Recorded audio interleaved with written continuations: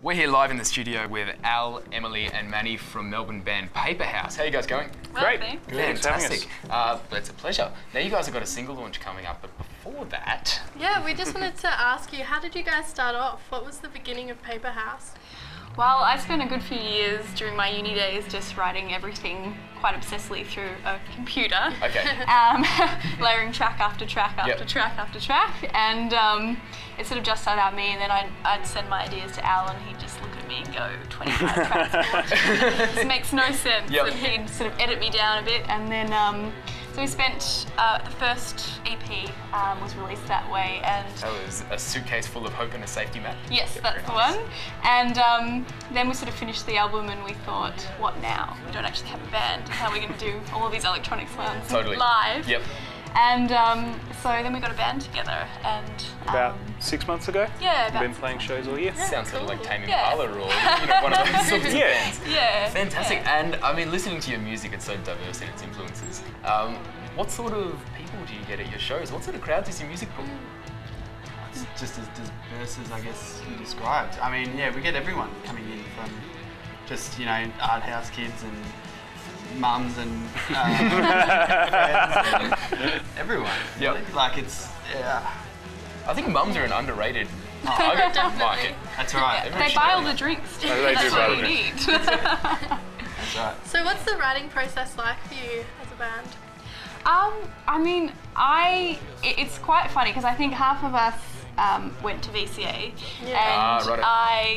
I was trained at music, but I didn't go that next step, and so I write everything by listening and just hearing everything because I was trained in the Suzuki method, so it's all about just And hearing then you everything. take it to a bunch of musicians who try and... Yeah, and so Nerd it up. Nerd it up, exactly. But I'll be walking down the street and literally something will pop into my head, and I'll whip out my iPhone and I'll record it into my phone in the middle of the street, and then I take it to these guys, and we'll sort of develop it up from Yeah. there. And I guess it's really great because it's become a bit more collaborative. Fantastic. But, And you can definitely tell the sort of, I guess, high caliber of musicianship when you listen to Yeah. the tracks. And I Yeah. imagine that comes out in the live performance as well. Definitely, and even more so. And I think I always joke to these guys. I say I make you cool, and they make me sound smarter. So are you saying that these guys aren't cool without I you? think that's what she's saying, yeah. Is that what you're trying to say? Yeah. And where else have you been? I mean, it sort of started as this solo and then a duo Yeah. and then a band project. What sort of gigs have you played leading up to this point, to this EP? Yeah, I mean, we played a lot of shows across Melbourne. We Okay. played headline shows at the SB and John Curtin and Laundry and out top in town. And Pretty versatile. yeah, exactly. Yeah, it's been really Fantastic. fun. Cool. And this new one's coming up at the top. Now, we're going to talk Yes. a lot about that next. But are you looking forward to, I suppose, getting this new single out in the open? Yes, Yeah. definitely. Really excited, and I think it's much more collaborative, and I guess it's more progressive for us. It's definitely a better sound, I think. A step towards a real band movement. Yeah, Yeah, definitely. it feels like a Definitely. turning point. Yeah. Fantastic. Well, we're still here with Paper House. We're going to be back just after a break for more and a live performance.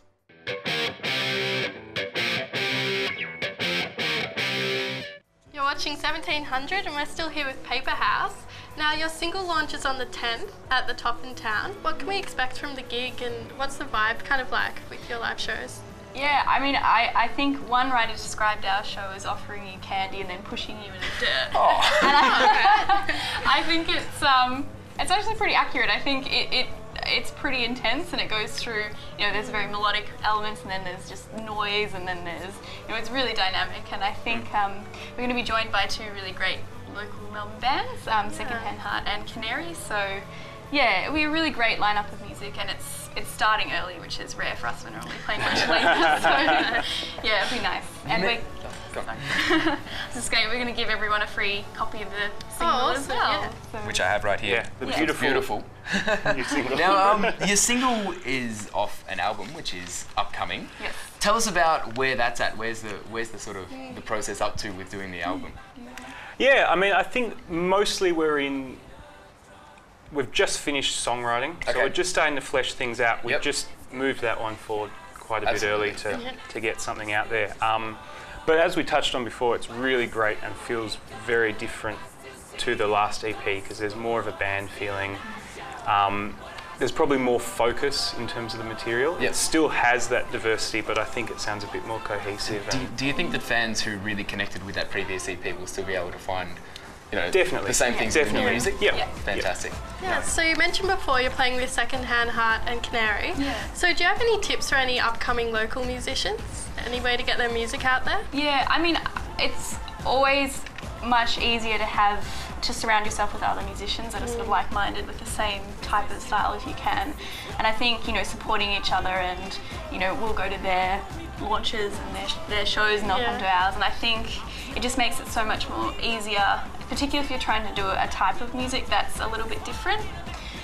You sort of create your own scene in a way, and it's much easier to get yourself out there, I think. Totally, that real community sort of Yeah, feel. definitely. And I think, you know, a lot of the bands we play with, a lot of them did go to VCA, or they're, you know, the music's a bit, it does cross boundaries a little bit more in genres, Absolutely. and so it makes it really interesting. Fantastic.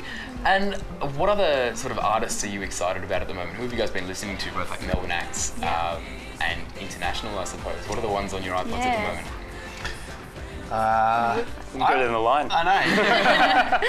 Not because it's on Wednesday, but Canary, who's playing, I really like their stuff. I think they're really going for it. And yeah, I'm friends with some of them, but that's not the point. Like, I've got lots of friends who don't play good music. But I think it's really connected me anyway. So if you can, even if you just come see them, I'd go there. So Canary for me.